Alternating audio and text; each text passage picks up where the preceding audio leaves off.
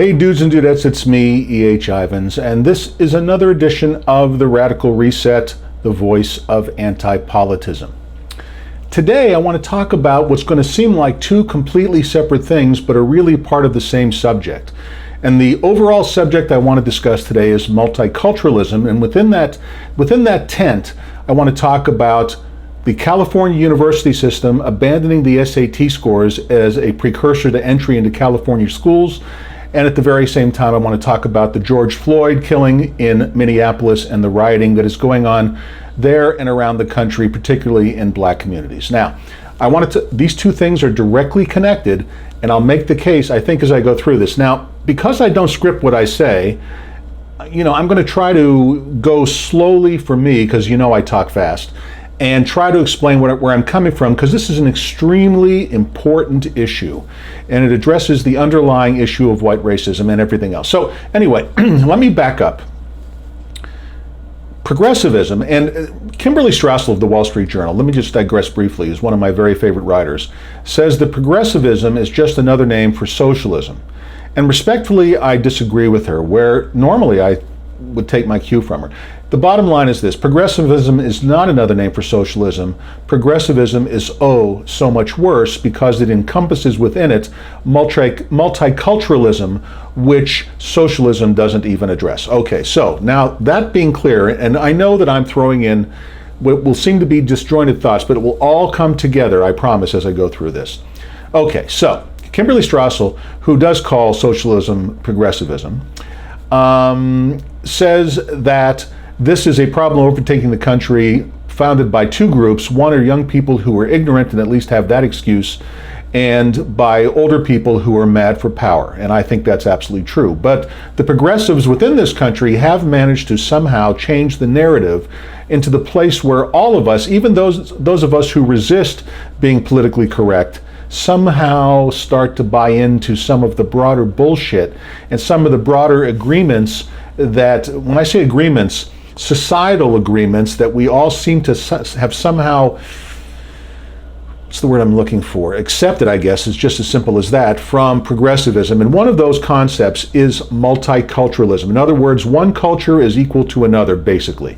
So, whenever the evil, white, racist, English, European male culture, approaches any other culture within the frame of our extremely diverse society, we're supposed to assume that the culture that's being either subsumed or modified or changed or butted up against by the white male European English culture, well, whatever culture that is that it's being butt up against is just as good as the white male English European culture, and therefore needs to be defended, and in fact become, what's the word I'm looking for, almost a religion that everything white men from European background touch, and everything that every other racial or religious group or minority or culture or regional identity or whatever it might be, it's all superior to white male British European culture.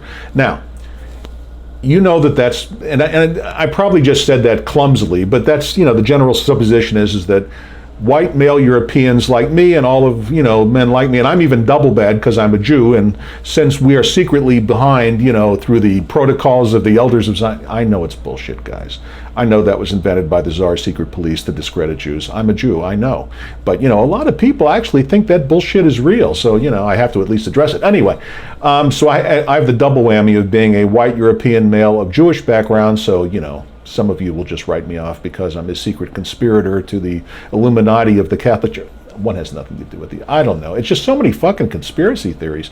Who can keep track of all that bullshit? Anyway, so let's go all the way back and do a little education here. Let's talk about the island of Britain, of England, and the island of Ireland. Okay, now, Britain and Ireland are right next to each other.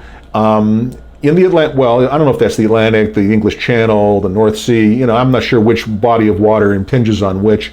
I used to ride submarines in the North Sea, but I'm not quite sure where the North Sea ends and the Atlantic begins. But anyway, I wasn't the navigator, I was a Russian linguist, so I didn't have to know where the fuck we were. But anyway, having said that, why did England experience the Industrial Revolution, found an empire, the most successful empire in history as far as I'm concerned, project its culture from this tiny little island in the North Sea/Atlantic all over the planet, all throughout Asia, all throughout the subcontinent, all throughout Africa, all throughout North America? How did this little island country project all that? And right next door is an English-speaking country, and yes, Gaelic too, but English-speaking country that did none of those things, that basically suffered and was destroyed in a potato famine, and more Irish live in America than in Ireland to this day as a result of that potato famine. Yeah, potato famine did that. That's why there's so many Irish people in America.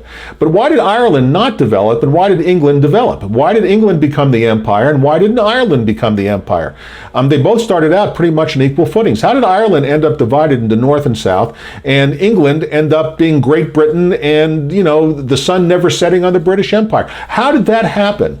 And I'm going to tell you, the English culture is superior to the Irish culture. Now, I'm not saying that the Irish culture, I'm talking historically superior. I'm talking about in all those things that make a culture last. And what makes a culture last is that it provides for the well-being of its citizens. So the reason that the British culture has survived millennia at this point and developed faster than the rest of Europe is because the British culture is superior to the rest of Europe. Superior to the Irish, superior to the French, superior to everyone except possibly the Germans. Superior, okay? Superior in the ways that counts, in the sense that every way counts. I know. Don't start sending me angry fucking emails. I'm talking about the things that sustain, a culture over a long period of time. Britain has absorbed worse shocks than the Irish potato famine, but the island didn't empty out. There was a difference in British culture that made it superior, and we are the living descendants of British culture, no matter what your race is. If you're an American, in effect, Magna Carta, which is the collection of documents that makes up the British Constitution, is the foundation of the American Constitution. English common law is the foundation of American law. And if you get right down to it, every country in the world that you would go to live in if America collapsed is a former colony of Great Britain. I know that without even, if you're being honest with yourself. In other words, let's say that horribly America ended tomorrow and we all had to expatriate somewhere else. Where would we go? Would you go to Canada, Australia, New Zealand? I mean, of course you would, because these are former British. You know how the law works. You're protected by the same rights. You have the same rights of religion, of freedom, of assembly, of speech. Everything's the same. Yeah, there's some fringe differences here and there. They're much stricter on guns in New Zealand than they are in the United States today. But basically, every decent country in the world is a former colony of Great Britain, and that is not some kind of coincidence. It's because Great Britain is culturally superior. Now, I don't want to go into a discussion of the British Empire versus any other empires and why it's the greatest empire in history, and it is and was the greatest, was and is, it's still partially an empire, the greatest empire in history for lots and lots of reasons, which maybe one day, if there's absolutely no news going on anywhere else and there's nothing to discuss of any great import, I will go into a history lesson on why the British Empire is the greatest empire in history. But the fact is, the British culture is the superior European culture. It is not a surprise to me that Great Britain did Brexit and left the European Union, a stupid idea to begin with, which mixed inferior cultures in with superior cultures. And why should the British and the Germans subsidize the Italians and the Greeks? Now, there was a time, by the way, when the southern European nations, particularly Italy and Greece, Rome and Greece, were the superior cultures, but they didn't evolve. And when a culture doesn't evolve, it eventually is replaced by something better. The British culture evolved. It became part of, it led the Industrial Revolution along with the United States. Consequently, it is the greatest European culture. And they got the hell out of the European Union because they knew that they were being pulled down by inferior cultures. Now, I know this is not a politically correct way of saying it, but I'm not talking about intellectually inferior or racially inferior or religiously inferior. I'm talking about the general culture of other European countries, okay, with exceptions, are inferior to that of Great Britain. And those countries that have evolved and have superior cultures, particularly in Scandinavia, are ultimately going to leave the European Union as well, because why should they subsidize the inferior cultures? They won't call it inferior cultures. They'll go into discussions of budget deficits and everything else. But the bottom line is, one culture, the superior culture produces a superior result, the inferior culture produces an inferior result, and the result I'm speaking of is the general well-being of the people. Okay, so let's bring this over to the United States. We are founded by British culture, and as a result of that, we trampled other cultures that were here already and in our way. Now, I use the word trampled because I'm really throwing a bone to the progressive view that, all these cultures are somehow being, unfairly persecuted. History, anyone who reads history knows it's a long litany of superior cultures defeating inferior cultures. They just don't deliver, okay? And in the end, when a culture doesn't deliver and it's met by a greater culture that does deliver, the greater culture subsumes it, okay? That's just the way it's going to be. It's the way it's always been. It's the way it's always going to be. Somehow our progressive left intellectuals in this country have decided that that's a bad thing. Now, let's talk about, specifically, and I'm not jumping around, I'm still on point, believe me. Let's talk about Native Americans, okay? The American Indians. The American Indians, we come here and the progressive left narrative is we fucked them. And you know what? I'm going to agree with them. We did fuck them, but not for the same reasons the progressive left says. We fucked them because we protected them. We should have never put the Native American culture into reservations to preserve the inferior culture that it is. Now, when I say the inferior culture, not that it's not beautiful, not that it doesn't have beautiful things about it, language, music, stories, history, whatever it might be, but it's an inferior culture. There was no written language, there was no organization, the tribes were slaughtering each other long before the white man got here. It was inevitable, okay, that the English European culture was going to completely defeat and obliterate the Indian culture. Now, what should have happened? When I say we fucked them, how did we fuck them? We fucked them by not assimilating them. What we should have done is assimilate Native American people of that descent into American culture as we assimilated, the Jews and the Italians and the Irish and blah, blah, blah, and all the other waves of immigration that came here later, assimilate them into the culture. And that's not to say that they can't keep and celebrate their culture. In other words, I'm an American Jew, but I'm an American Jew. In other words, if Israel and the United States had a war, I'd fight for America, okay? I'd have no issue with that. I'm an American first. Now, that's not to say I don't celebrate my heritage. You know I do. You've listened to me long enough to know that I do, and I'm not proud of who I am. I'm very proud of who I am.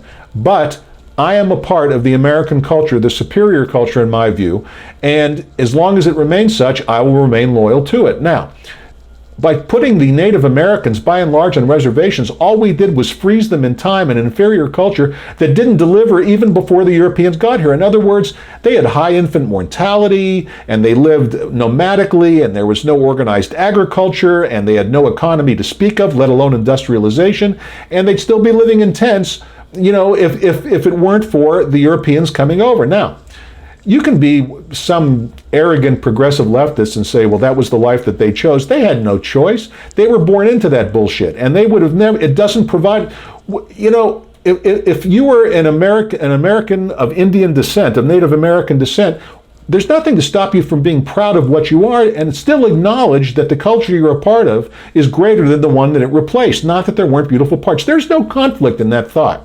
Okay, the same is true with every other culture. Irish Americans who are now living under essentially an English culture, no matter what they think. I know there's plenty of Irish that don't like English, but listen, that's just the chip on their shoulder of envy from.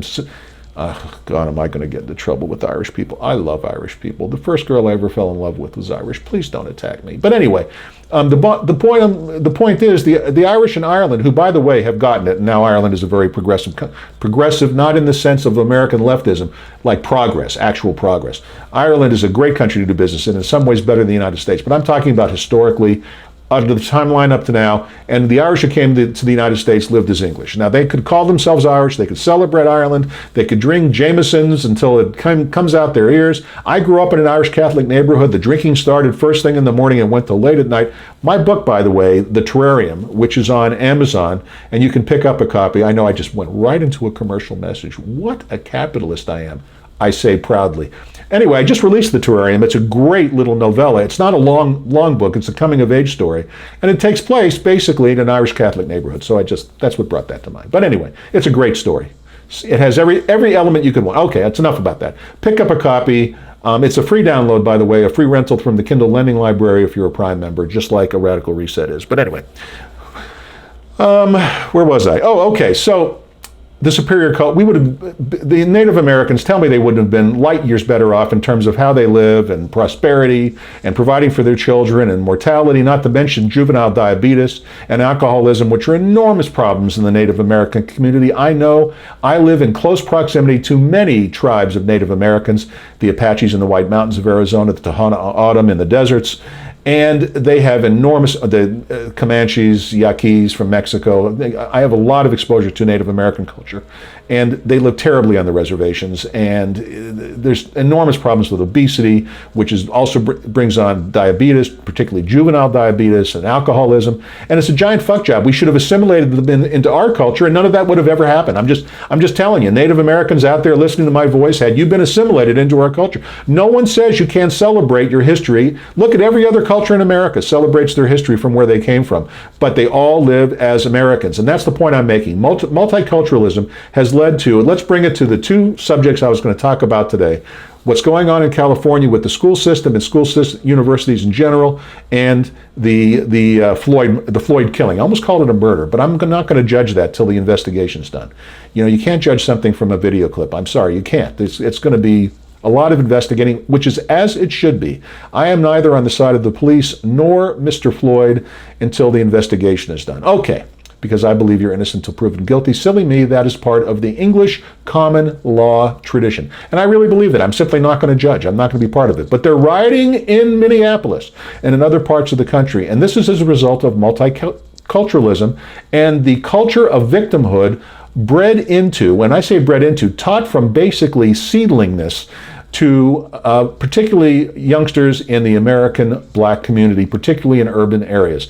I don't want to paint with a broad stroke. There are plenty of black people that I know personally and otherwise all over the country, and black conservatives and black libertarians and black people who just plain get it, who are going to say to me, yeah, you're right about that, but I'm not part of it. So I don't want to paint with a broad brush here. I'm talking about particularly the urban black population that is popularized primarily in the mainstream media and in movies and entertainment and so on and so forth. And in this culture, the general underlying belief, and I believe even you on the left listening to me right now will agree, is that black people are a victim of the legacy of slavery and an endemic white racism that exists under the surface at all times, that all white people secretly at some point or another believe that the black people are inferior, and therefore nothing that you can do is ever going to overcome that because it's built into the system, and you are all victims of the system that need to be helped. Now, if you buy into that nonsense, that explains perfectly why they're rioting, when I say they,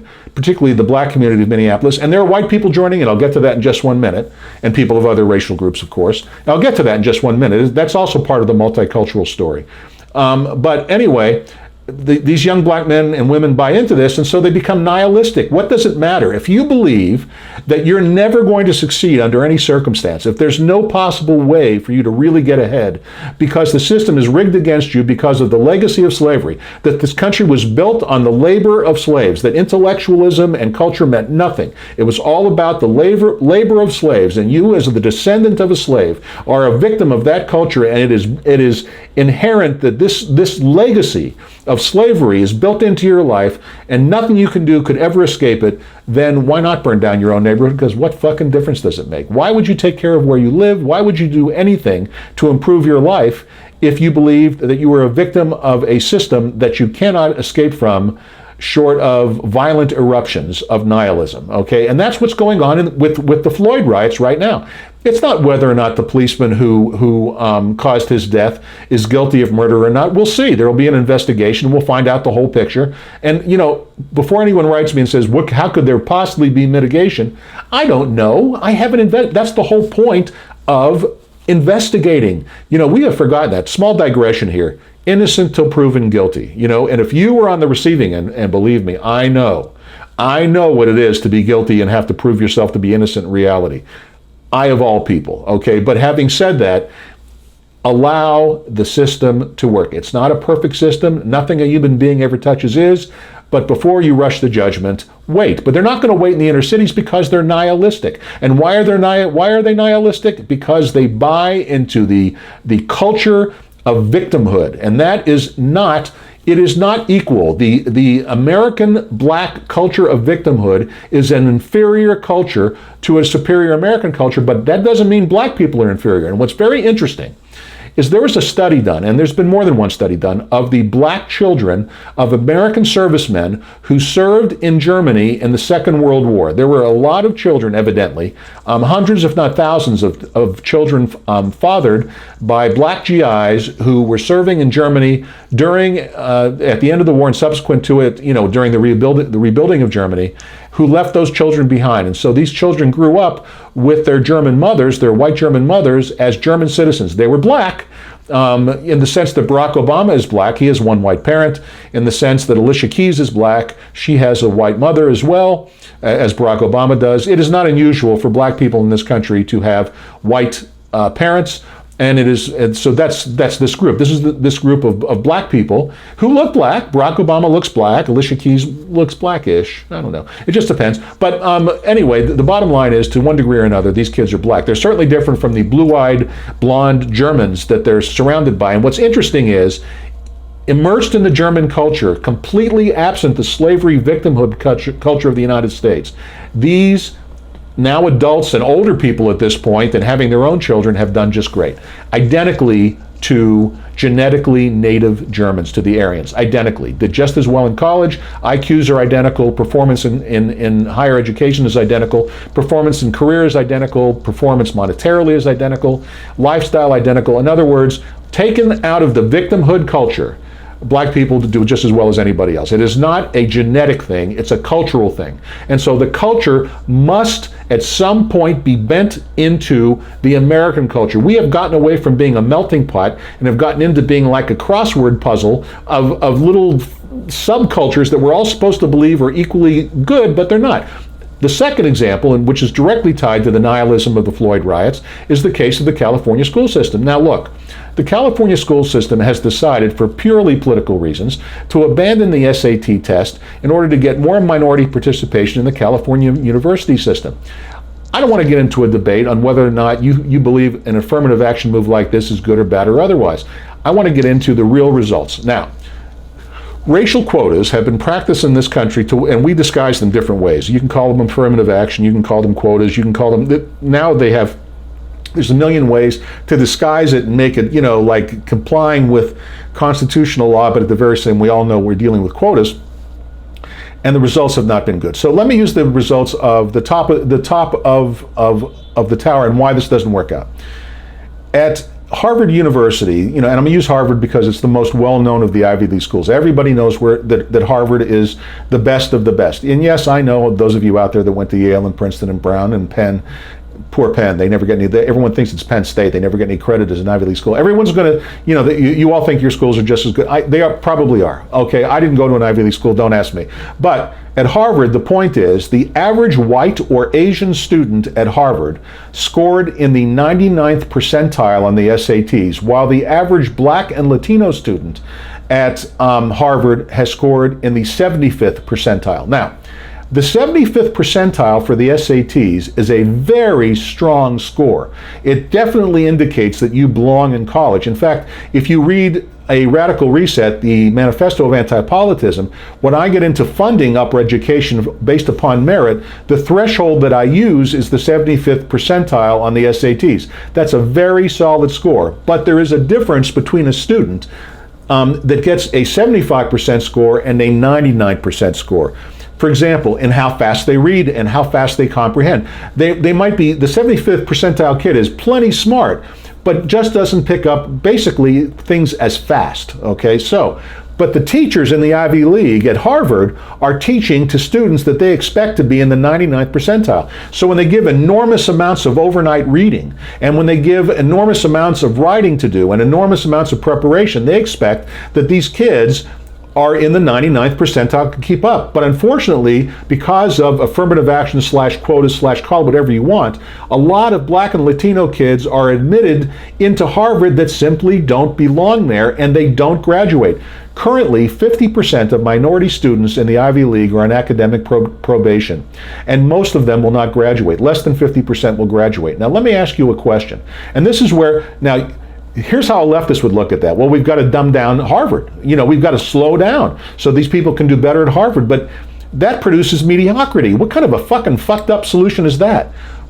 Here would be obviously the anti-political solution would be do nothing at all and accept that culturally, this victimhood shit, the legacy of slavery is holding you back. The only way to break that is to move up and get it to be a part of the broader English-based European culture that is superior. And to do that requires education. Now, let me use a very good university where 75% will get you accepted every day of the week. The University of Pittsburgh. I'm going to use that because I grew up for a large period of time in Pittsburgh.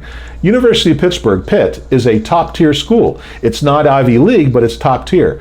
But if that same black kid who was admitted, or Latino kid that was admitted into Harvard with a 75% SAT on an affirmative program of some kind and can't compete at Harvard, had gone to Pitt instead, they'd be at the top of their class. And they would have a much greater chance of finishing and becoming whatever it is they want to be. Now ask yourself, who's better off? The kid who went with the program and did it the right way and went to a school where they can compete, a top-notch school where they can compete and got a degree and are therefore light years ahead in what they're going to earn in their careers and in their lifetimes, or the kid who went to Harvard under some affirmative action program with the greater than 50% chance of flunking out. This is what's part of the multicultural bullshit that is this idea that all these cultures are the same. Look at Africa, my friends. African cultures are inferior. Africans aren't inferior. Remember my African American / German example. It does. Once you take people out of an inferior culture and place them into a superior culture, they do as well as anybody else. It is not genetic, it's cultural. There are inferior cultures. Tell me that there isn't an African living in Africa that, if given the opportunity, would come over to America and be thrilled to compete under the American culture instead of living in basically the shitholes that they live in. And there's lots of reasons these cultures are inferior, but they just didn't evolve. And I'm not just picking on Africa. They're all over the planet. Hell, the Southern European cultures, the Eastern Europe, some of the Eastern European cultures, the Slavic cultures, just simply didn't compete. There are better and look, China, which for centuries was the number one nation on earth long before you and I were born, stopped evolving and lost its position in the world. And today, how is it trying to reclaim that position? By adopting European capitalism and mixing it, of course, with plenty of theft and their own little graft and shit like that. But that's the communists over there that aren't really communists. They're really just thieves. It's a kleptocracy, a government of thieves. But anyway, the point is, the Chinese, the entire nation has adopted all of the Pacific Rim. You don't see them emulating the ancient Chinese. They're all setting up basically free market capitalist British European systems all over, whether you're in Singapore or whether you're in Indonesia or whether you're in Malaysia or the biggest. Everyone thinks that in the United States, Las Vegas is the gambling and entertainment mecca of the world. No, it's not. It's Macau in Malaysia. I'm going to tell you, it dwarfs Las Vegas. But that's the European culture being transplanted into other places where it's not that they don't celebrate their native culture. It's not that they don't love their Malaysian food. It's not that they don't love their Indonesian food. It's not that they don't love their Taiwanese, whatever it is. It's that they recognize that to provide for their people within the 21st century and forward context, European white male culture, they may not call it that, they can call it whatever they want. They can call it capitalism, they can call it whatever they want. But it is the superior culture. It is the dominant culture of the world. It is the dominant culture of the United States. And what makes the United States unique is its diversity, but don't confuse diversity with multiculturalism. We are not doing an inferior culture any favors by adapting to it. And that's why in the University of California system, I don't know what guideline they're going to use, but they're going to fuck up an entire generation of minority children who are going to end up at Berkeley, which is their toughest school in the University of California system, when they would have been much better off going to UC Northridge or something further down the scale, because they don't belong at Berkeley, which is essentially an Ivy League school, by the way, in quality. If you can't go in and compete, professors are going to teach to the 99th percentile, as they should in a class full of kids from the 99th percentile. And if they have a few kids that are lagging behind, well, they're just going to flunk out. College is not elementary school. This is not a nurturing environment. This is to protect you to prepare you to be an adult. So to go to college to expect that you're going to be coddled because you belong to some victim culture, which is equal, and the fact that that culture, particularly the black victimhood culture, has crept into the popular acceptance of the mainstream and become the narrative that it is the accepted mainstream that you see in all entertainment, virtually all entertainment, and virtually all media and news, that this culture, this black culture, is being systemically suppressed by white racism, and the legacy of slavery, and it's all just multicultural horseshit, mishmash, mash, bullshit. Let me tell you, if you believe that, okay, you're dooming yourself and you're dooming your children. It's just a mistake. And what we should be doing is, within the context of the government, is get the fuck out of the way. Get rid of all of these. You call them what you want, but this quota nonsense. Let's stop trying to fit square pegs into round holes. And by the way, there needs to be a completely new black leadership in this country that tells that community, you're not victims. You know what? All the slaves are dead and all the slave owners are dead. And you can keep replaying that story all over and over and over and over again all you want. But it's really a story of why are there, by the way, you want a really interesting thought experiment? Why were there black slaves in the United States? I'll tell you exactly why there were. Because we believe that all men are created equal, and therefore the southern slave owners had to go out and somehow grab black people out of Africa because they didn't consider them full people. It's weird how things, good things can become bad and bad things can become good. When we said in the Declaration of Independence, all men are created equal, we hold it to be self-evident that all men are created equal. The people who wrote that, a lot of them were slave owners, did not believe that black men were in fact men. They were 3/5 of men, as per the, Roger Taney was the Chief Justice. What was that? The Dred Scott decision, where black people were counted as 3/5 of a human being, and that's the direct result of, in our Constitution, the reason that, slavery, there's nothing new about slavery. Slavery's been going on since, people were walking on the earth, one group, but it was usually one group. In other words, if you go back to ancient Rome, there were plenty of Roman slaves and Greek slaves, and there were plenty of Roman citizens and Greek citizens, and you could be a slave and be exactly the same race or gender of the person that's enslaving you.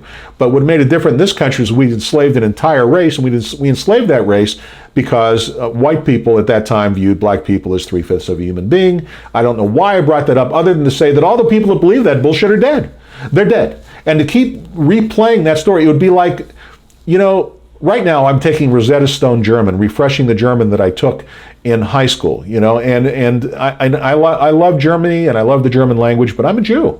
And I'm well aware that, I think all the World War II Nazis are dead now, but there was a time in my life, younger in my life, when I visited Germany, where I looked at old people with very, jaded thoughts. But anyway, the bottom line is this: the Nazis are dead, and I'm not going to hate Germans forever. And it's, there are always going to be ghosts walking with you, but we've got to live our lives and move forward. And I can't hate an entire people over what happened. Because within us all, if you believe Jungian psychology, and I do, there is a shadow personality where anyone can be a monster in the right situation. And I'm not making an excuse for the Holocaust. I'm just not going to condemn an entire nation for a bunch of dead guys, any more than black Americans and Latinos too, to a lesser extent, can keep blaming white people for something that happened a long time ago, any more than Native Americans can blame white people for they're on reservations because the white people were too nice. I'm sorry, that's the truth of it. They were trying to preserve that Native American cultural bullshit, and when they should have assimilated it. Okay, so, and I know I've been wide-ranging today, and I know I've gone kind of here and kind of there, but you get the point. European, British, English, American, they're transplanted, mixed with the great diversity of this country, is the superior culture on earth. American culture in its traditional form. Nuclear family intact, with add a few caveats. If we can reform our cultural identity, if we can get rid of this stupid nonsense of multiculturalism, things like the riots going on in Minneapolis right now, and the dropout, the enormous dropout rate of children of black kids in particular, don't belong in the schools. They belong in college. That's not what I'm saying. I'm saying they don't belong at Harvard with a 75. Now, There are plenty of black kids that get a 99% SAT score, and by taking away all quotas and getting rid of this culture war, when a black kid says, "Can I go to Harvard?" his mom and dad, who's home, by the way, turns to him and says, "Sure, son, all you got to do is score 99% in your SAT, so put your fucking head down and get to work." And don't tell me the SAT was written by people that didn't grow up in that neighborhood. Learn about it. You know what? If I can learn German, and I've never lived in Germany, a kid living in the inner city of LA can learn how to answer questions on an SAT test. Fuck that. Stop looking for excuses. Okay? Just put your head down and get to fucking work. Okay. That was a long diatribe today, but you know, it just upsets me when we don't appreciate how great our country is. And if we had an anti-political government, all of us, black, white, Latino, Asian, would be a part of the government without political parties. We would all have an intelligent discussion without calling each other's names, and would come to conclusions and cultural decisions and laws and the repeal of stupid laws and appropriate regulation, the repeal of inappropriate regulation, and so on and so forth, based on what is the right thing to do as Americans, as opposed to some subset of Americans or any other political affiliation or pursuit of power. And that's where I'm going to leave it today. Now, don't forget to click on the subscribe button. Don't forget to share this with your friends. Don't forget to click on the notifications button as well, so you know when I come out with a new one, which, by the way, is every 4 days. Don't forget to pick up your copy of A Radical Reset, the Manifesto of Antipolitism. Look at me, I can't even say my own movement's name. This is what happens when you get older. Think about that. Joe Biden and Don Trump, both over 70 years old. You know, things. I think old Joe Biden's gears in particular are slipping. I am not endorsing Donald Trump. By the way, wait a minute, before we go away, the Libertarians this year have decided to be kooks. So they nominated a pretty good candidate in the mainstream, Joe Jorgensen. This relates, by the way, to an earlier. I'm just going to do, this is an update. Joe Jorgensen was nominated as the Libertarian candidate for president. She's a lecturer, I think, at Clemson University. She's a bright woman and a good candidate, and she would have been great, except they paired her up with an anarchist named Scott Cohen, which, aside from being Jewish, he was the running mate of Vermin Supreme, the moron with the beard who wears a shoe on his head. And so in nominating him, the Libertarian Party nominating folks have managed to marginalize the party into silliness, and it will not repeat the performance of the last election where it got between 3 and 4 million votes. But that's as an aside. Anyway, subscribe, share, pass along, and become anti-politics. Join the movement. We can make America great again. We will make America great again. And until next time, this is E.H. Ivins signing off.